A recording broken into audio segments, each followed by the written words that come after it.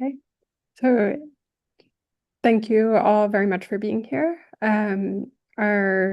I'll be moderating today, and our speaker this week is Kento Usui, who is a graduate student at University of Tokyo. Um, and so go ahead. And as a reminder, we'll have time for discussion at the end, and so please be thinking of questions or discussion topics. We'll look forward to it. Well, okay. Um, can you see my screen now? Yes, we can. It looks good, and we can Okay. see your pointer too. Okay, thanks for the introduction. And my name is Kento Usui from the University of Tokyo, and I'll be talking about the importance of geostrophic shear on eddy-induced Ekman pumping and its verification by mesoscale eddies in the Kuroshio extension region. And this is a collaborated work with my supervisor, Tomoki Tozuka, and Megan Croning and Noah. So So let's the first talk about the studied region, which is the Kuroshio extension region. And this region is well known as the pronounced mesoscale eddy activities, as you can see in the high values of mean eddy kinetic energy in the east of Japan, along with the eastward flowing energetic jet of the Kuroshio extension. And these mesoscale eddies accompany strong vertical motion within those eddies. And those vertical motions are quite important in this region as they transport nutrients or they transport heat to maintain the thermal structure.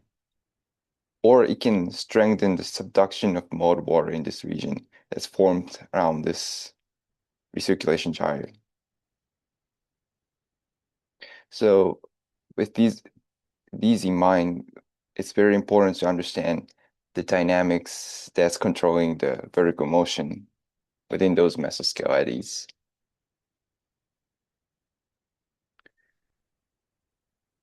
So one physical process responsible for those vertical motion is the wind-driven Ekman response.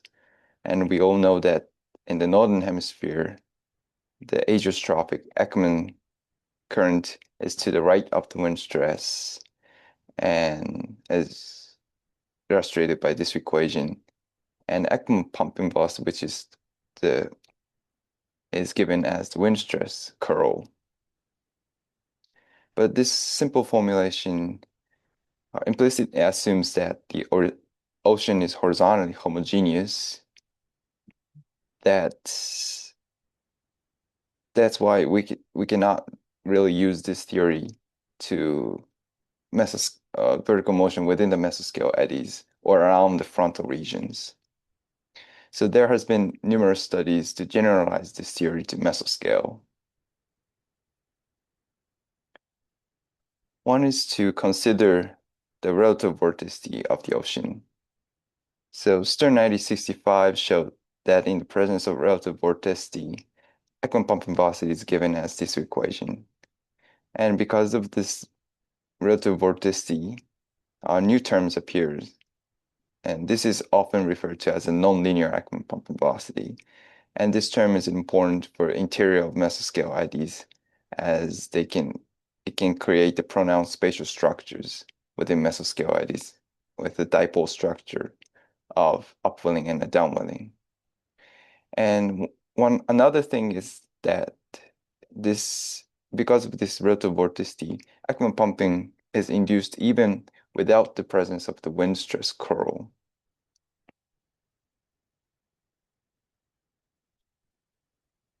And Cronin-Kessler 2009 showed that the Ekman response is modified in the presence of horizontal density gradient or the vertical shear of the geostrophic current.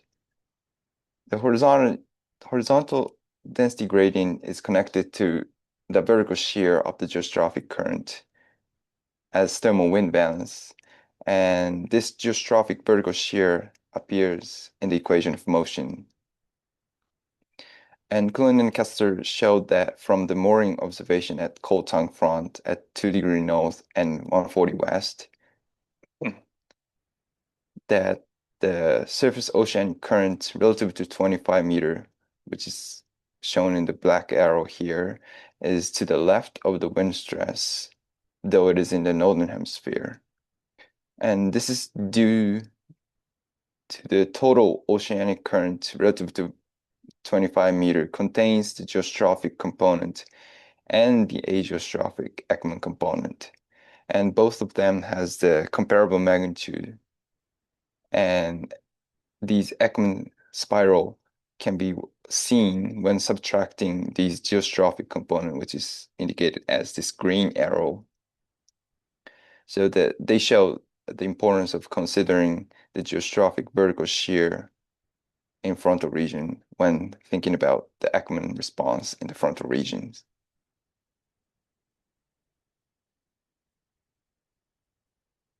So in the interior of mesoscale eddies, both relative vorticity and the spatial variability of density or the temperature exist. However, the formulation of Ekman pumping velocity, which considers both of these effects, does not really exist. So as for the aim of this study, we try to derive a new formulation of Ekman pumping velocity, which considers both the relative vorticity and horizontal density gradient. And we validate the new formulation with the vertical velocity obtained from an eddy resolving ocean model. And it is also, lastly, it is also applied to satellite observations data to estimate the Ekman pumping velocity in the real ocean.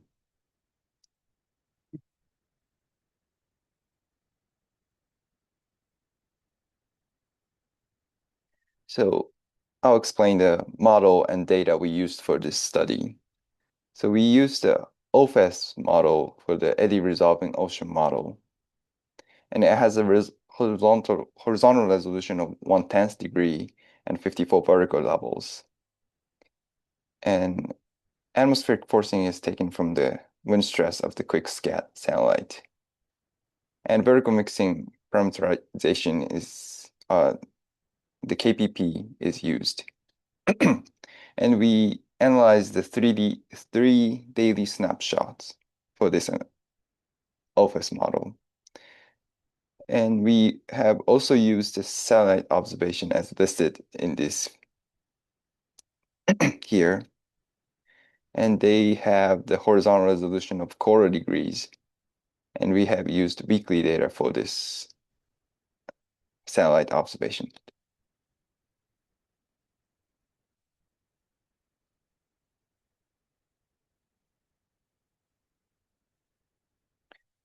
And so since we're interested in the vertical velocity within the mesoscale eddies, we have to identify the location of mesoscale eddies. So we have used our method based on the sea surface height.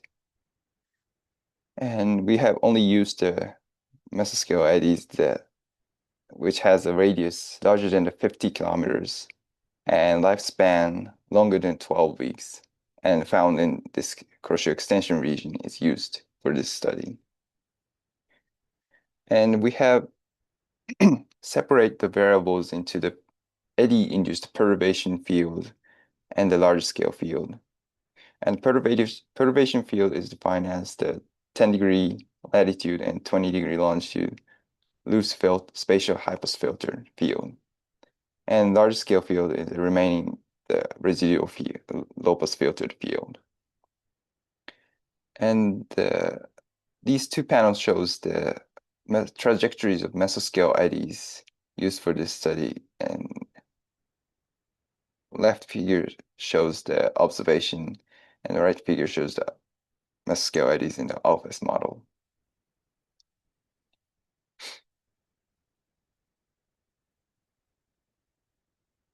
So as for the derivation of new formulation of Ekman pumping velocity, we basically follow the derivation by Stern 1965 to derive the new formulation. But the boundary condition for stress term is slightly modified. In stern 9065, the top boundary condition is at the sea surface, at the top boundary condition is wind stress. And this is stayed the same for the new formulation. But in the bottom of the surface ocean surface layer at z equals minus h, stern 9065 used the no stress condition. This is satisfied if the geostrophic component does not have any shear and a geostrophic Ekman spiral decays exponentially with depth, which gives no shear at the bottom of the ocean surface layer. But if we consider the horizontal density gradient, geostrophic component has thermal wind shear. So even though the ageostrophic component decays exponentially, we still have the geostrophic shear at the base of the ocean surface layer. So, and still, if this flow is still visited there, we can set the boundary condition of the stress term as the geostrophic shear stress at the bottom of the ocean surface layer. So with this new boundary conditions, we get the new formulation of Ekman pumping velocity as this equation. The first term is the Ekman pumping velocity that's derived by the Stern 9065. And the next term that we call WP as the term derived, the term that comes from the effect of the geostrophic shear. So the new formulation of WEK can be expressed as a linear sum of W stern and the WP.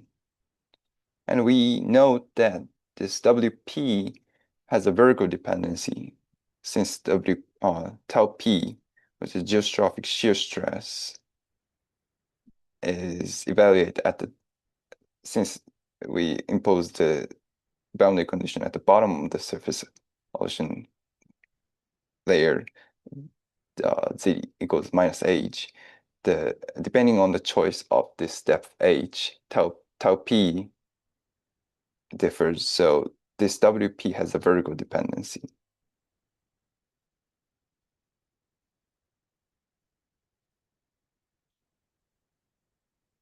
So we're interested in the Ekman pumping velocity, which is the vertical motion subject to wind forcing and the effect of the friction. But within those mesoscale eddies, so the deformation of the frontal structure also induces the vertical motion. This is diagnosed using the quasi-geostrophic omega equation as given in this equation. So this quasi-geostrophic omega equation represents not the Ekman pumping velocity, but the non-frictional component of the vertical velocity. And we say that the total vertical velocity can be expressed as a linear sum of the wind-driven Ekman component and this non-frictional deformation-driven W naught that's derived using the quasi-geostrophic omega equation.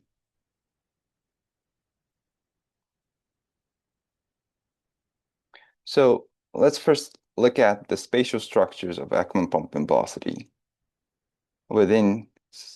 I'll show the result of the wintertime and the anticyclonic eddies, and the result from the OFS first. These figures are plotted using the eddy composite analysis in wind coordinate system, which is to rotate the eddy field about its eddy center so that the large scale wind is always westerly or to the positive x direction, and the average is calculated for the composite that is taken. And first look at the W stern and WP, and the WP at 110-meter depth. The magnitude of the W stern and WP at 110-meter depth is comparable in magnitude. So both of them are working important in a similar way. And the W stern shows the dipolar structures in y direction. And this is due to, if we decompose the W stern into wind stress curve contribution and the vorticity gradient terms, the vorticity gradient term is responsible for this dipolar structure. And this wind stress curl contribution is almost negligible.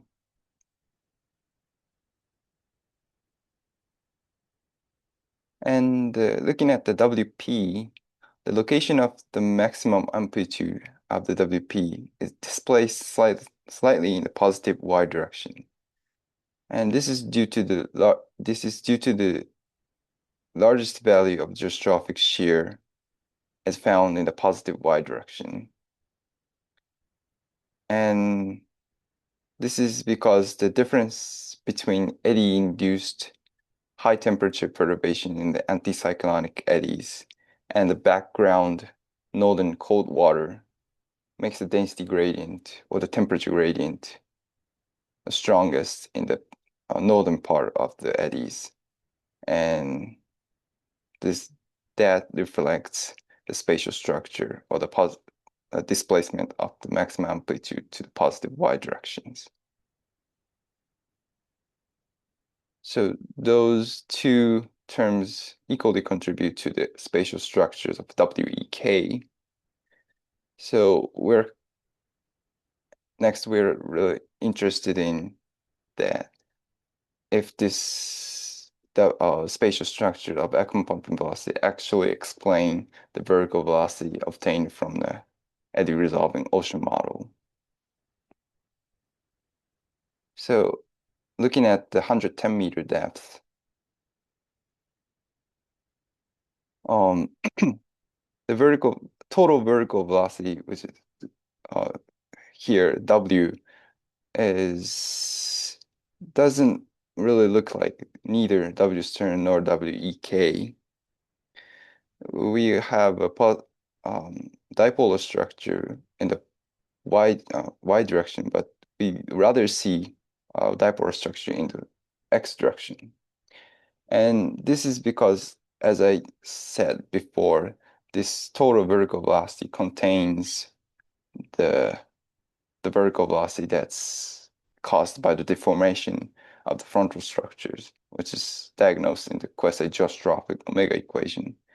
So we diagnosed using the omega equation this W naught. And if we subtract this W naught from the total vertical velocity, we expect to have a spatial structure that is similar to the Ekman pumping velocity, and which is indeed a case here as we compare the W minus W naught with WEK or W stern. We have a better correlation with the WEK than the W stern, which improves the correlation from the 0.67 to 0.90. And also comparing the difference of the maximum upwelling amplitude. So W stern underestimated the maximum amplitude of the W minus W naught by 45%, but this underestimation is reduced to 19% if we consider the geostrophic shear contribution.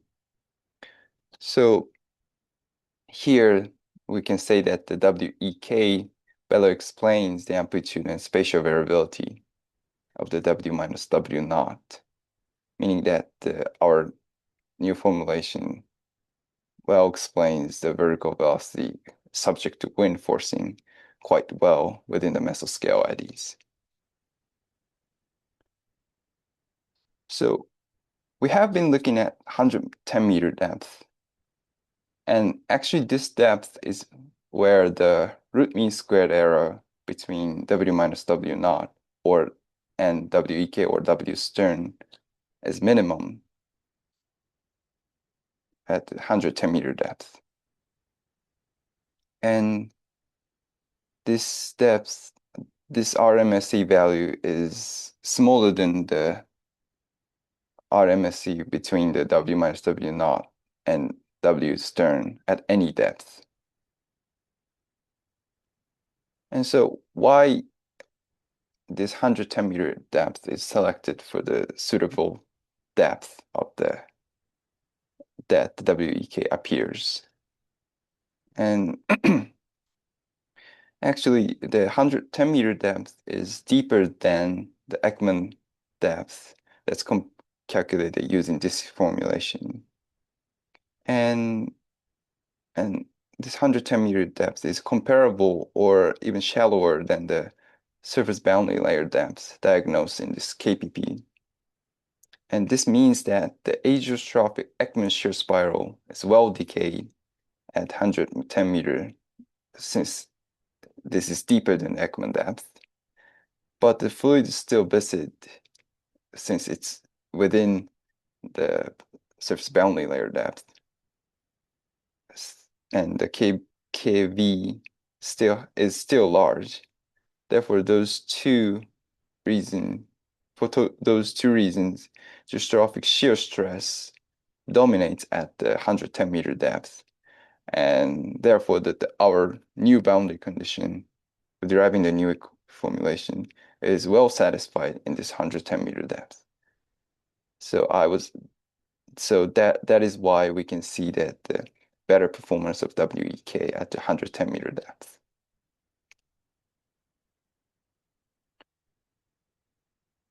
So we have been looking at the winter time, but what about in summertime?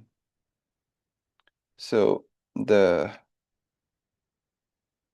in summertime, since mixed layer is much shallower compared to the winter time, and we expect to have a shallow Ekman depth and also the shallow boundary layer depth in summertime. And since turbulent mixing within the mixed layer is much smaller in the summertime, which makes this geostrophic shear contribution WP negligible in the summer. So the W stern alone can well explain the spatial structure or amplitude of W minus W naught, and the depth that it appears is 15-meter depth, which is much shallower than the 110-meter depth in the winter time.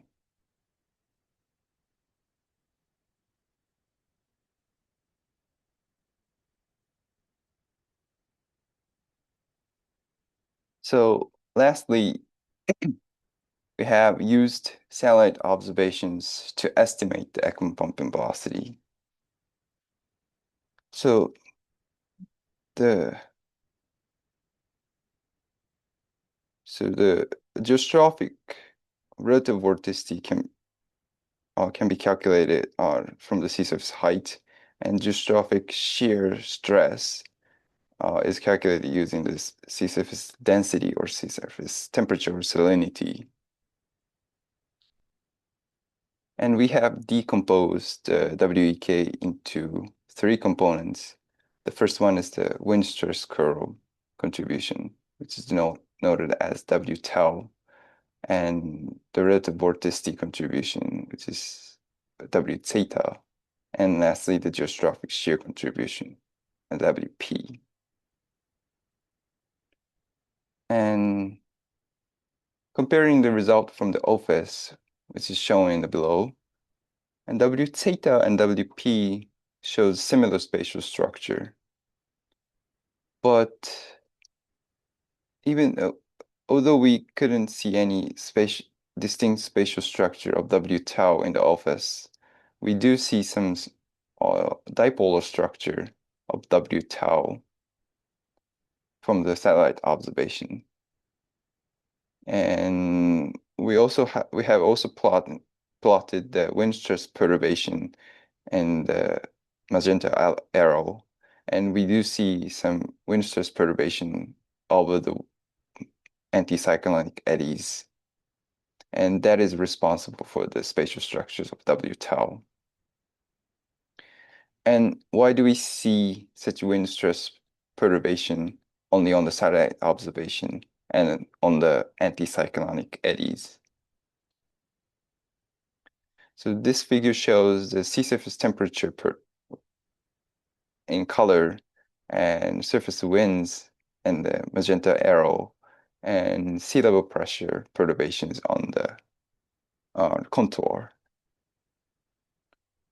So the surface winds are accelerated over the high SST perturbation, or meaning that over the anticyclonic eddies.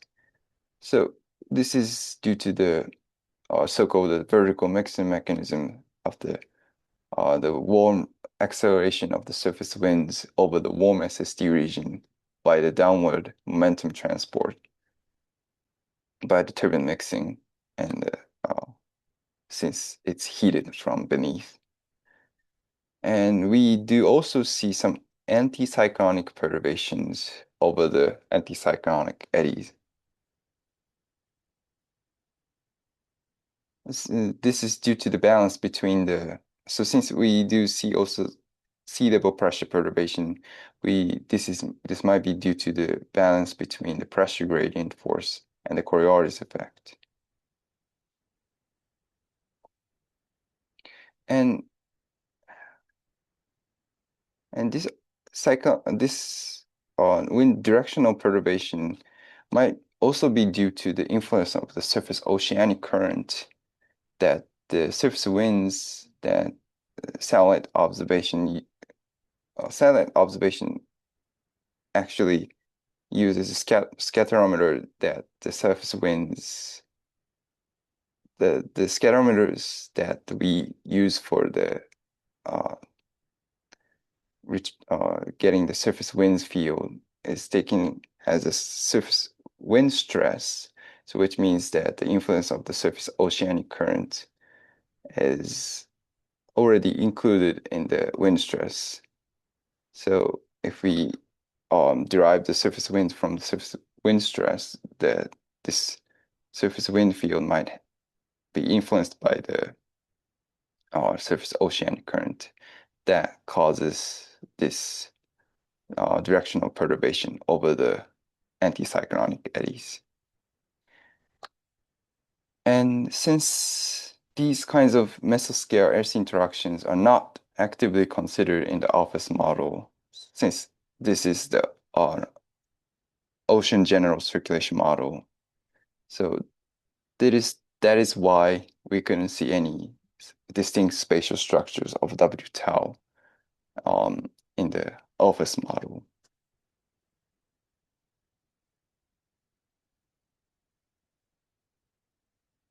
So I will summarize my presentation.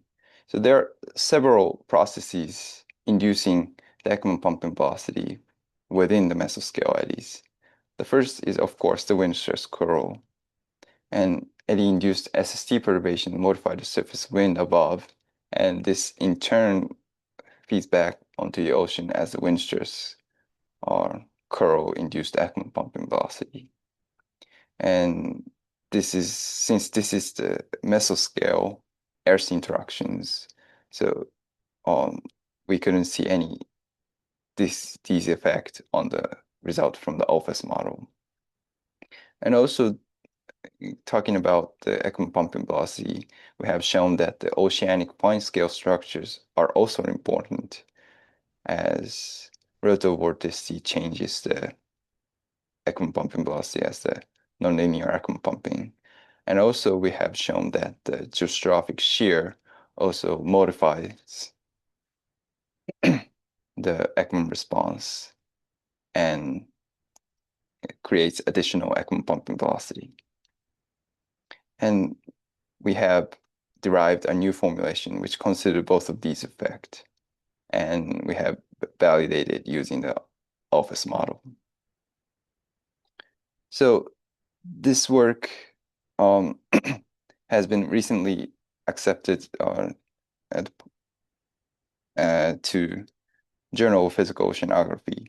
So if or if you're interested, please look at the this recently published paper for the detail of this presentation. Thank you.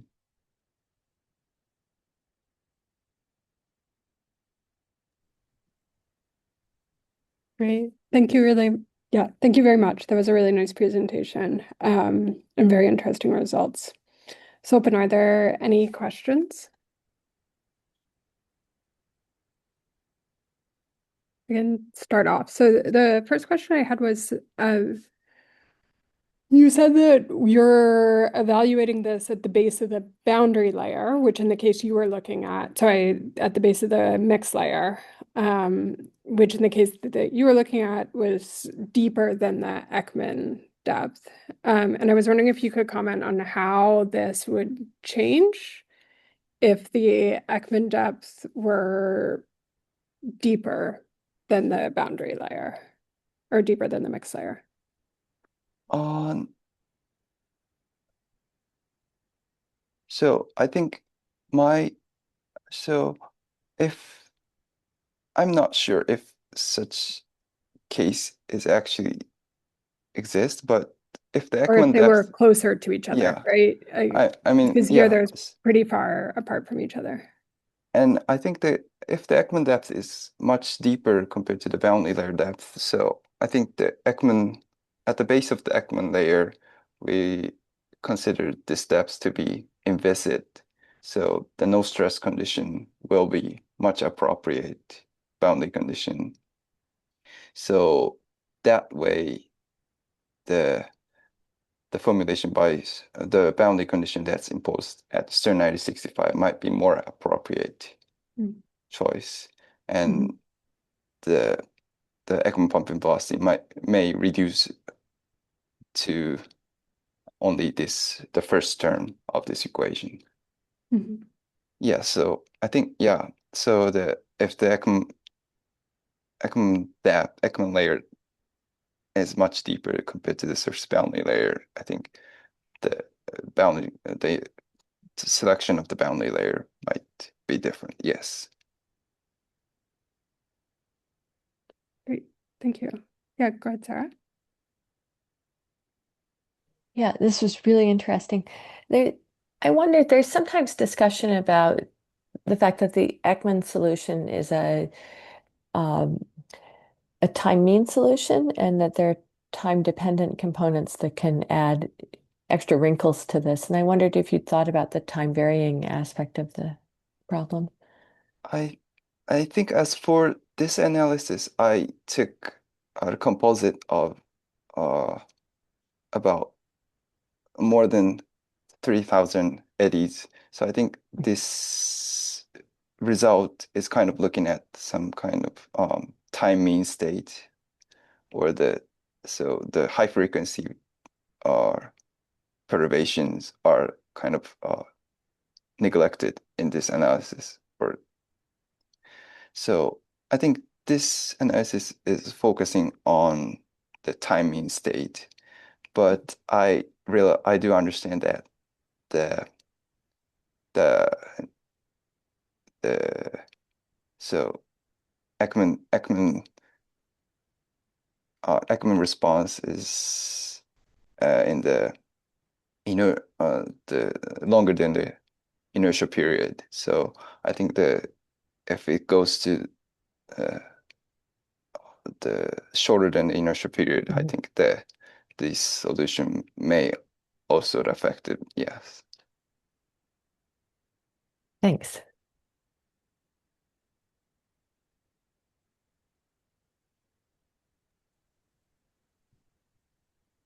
Mhm. Other questions? Here?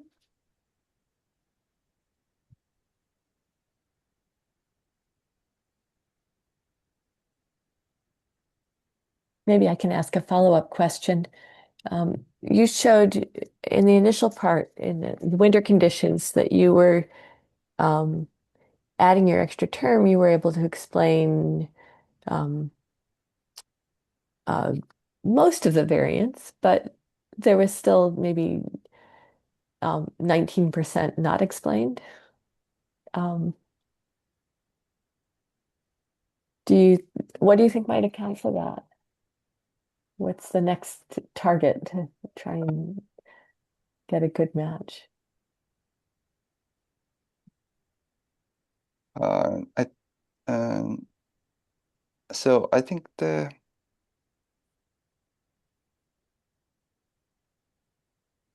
so I think the QG framework is also some kind of assumption based on some Mhm. assumptions of so the higher order terms are mostly neglected. So I think those might affect the result, or including those might um might explain the difference between the difference of this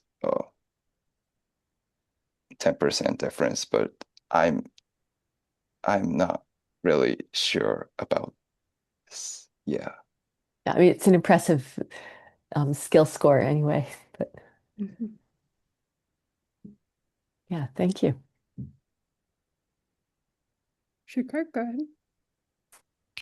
Hi, Kento. Great talk. Hi. Uh, I was wondering, what would be the estimated range of the Rossby numbers, provided that you are doing high-pass filtering with this in space and averaging in time, and since the Ekman upwelling is like for low Rossby number, like what would you estimate the range of Rossby number would be for your analysis? The Rossby number, we have calculated the Rossby number and with the theta divided by f, and it was much smaller than the 1. It's much smaller than 1, so meaning that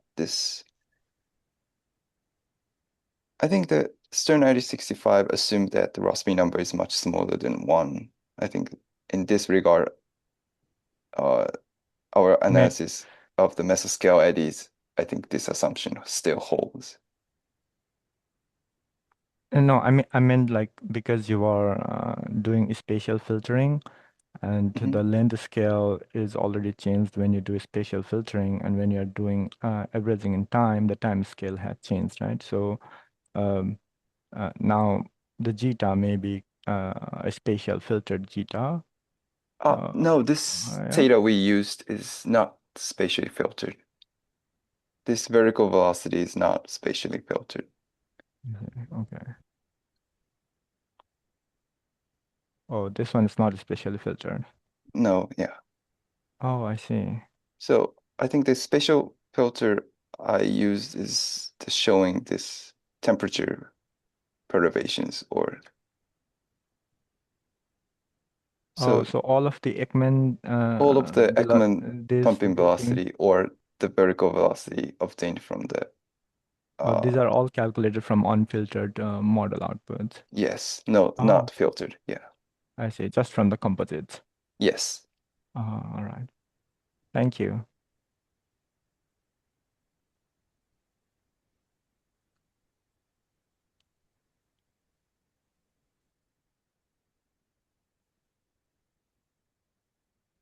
Go ahead, Megan. Okay. Um, okay. Well, I'm a co-author, so I shouldn't really be asking questions. But one thing I find really remarkable about this is that it says that to get the correct wind-forced upwelling, you have to use not only wind stress, but also the sea level height, sea surface height, and the sea surface temperature or density fields. But you're also showing that you also have to take into consideration this non-fictional vertical velocities associated with the eddies, and you estimate that from the omega equation. Can you talk about how, could you actually just use satellite data to estimate that omega equation, and what errors you might get from doing that? So you mean, can we estimate this W naught The from W naught, satellite the omega observation, equation. right? Right. Yeah. Yeah, I haven't done such thing, but Can you one go thing to the equations that you have for the omega equation? yes. Yeah, there. I mean, how bad is it to just estimate that based upon the surface fields? Um, I so um so yeah, we have a stratification in the second term, and we are able to calculate this Q vector using the surface fields, but this stratification term has is difficult to estimate. So I think here there might be some difficulty in estimating using the satellite observation only. Hmm. But I haven't, yeah, thought about that. Because it would be really super cool to be able to just use satellite data Yeah. to measure upwelling everywhere. So one thing I'm The surface forced upwelling. yeah one thing I'm Mm. kind of interested in is that the using the theory called the surface quasi-geostrophy or SQG theory, which um, which uh, using I think use some kind of assumptions, but what it actually does is to solve this QG equation, QG framework to you to calculate the vertical velocity from the satellite observations. But I'm not sure how good this is or how we can apply to the surface fields, near surface fields within the mixed layer. So that's one thing I'm interested in, but I haven't Mhm. dig much deeper. Okay, thanks. I guess the other really tricky part to this is the viscosity, Mm-hmm. knowing Yeah, what viscosity is. yeah, yeah, we use some kind of empirical relation for it. So I think there's still more to do as for the satellite observations. Mhm. Okay, great. Thanks. Thanks. And there is some work using SWOT and SQG theory to try to reconstruct vertical velocity using QG omega Yes. like framework. Yes, that's what I was thinking. That's that one that I've seen some paper on. Yeah. Yeah. Yeah, I guess along those lines, have you thought about the spatial scales that could be accessed from SWOT, and how that might change the balance of the relative importance of each of these terms? So I think as I said earlier, this Ekman pumping velocity um, relies on the assumption that the Rossby number is much smaller than 1, which is in the range of mesoscale. So if it goes to much higher resolution in the range of the submesoscale, I'm not sure how to what extent can we really use this equation? So I think this might also be the next step. Yeah.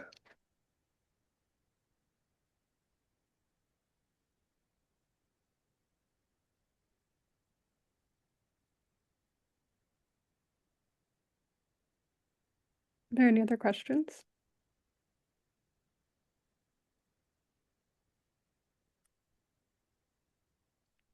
Now we can thank Kento again. So thank you very much. Thank you. Yeah. And Sarah, do you want to chime in with the schedule? Yeah, well, thank you very much. This was great. There is one more webinar this academic year, which will be next week. It's Jacob Hare from Florida State, and then we'll have a summer hiatus and restart in the fall. If you have people who you'd like to nominate to give a webinar, if you'd like to volunteer, please let us know. Thanks, Kento, and thanks, Mara, for moderating. Wonderful. Thank you all.